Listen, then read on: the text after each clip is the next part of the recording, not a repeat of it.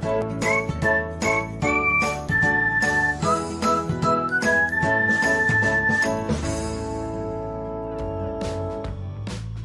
everyone, welcome back to another episode of Technologyglance. Today in this video, I'm going to guide you through how you can disable post view history on TikTok. So let's get started. Firstly, open TikTok app in your device. Then tap on your profile icon if you haven't. Next tap on three lines icon. After that, tap on settings and privacy. Next tap on privacy. Then scroll until you find post views. Next tap on it. After that, you can see the option of post view history. Turn off it by tapping on it. So, this is how you can disable post view history on TikTok. Thanks for watching. If you found this guide helpful, we would love it if you hit the thumbs up button below.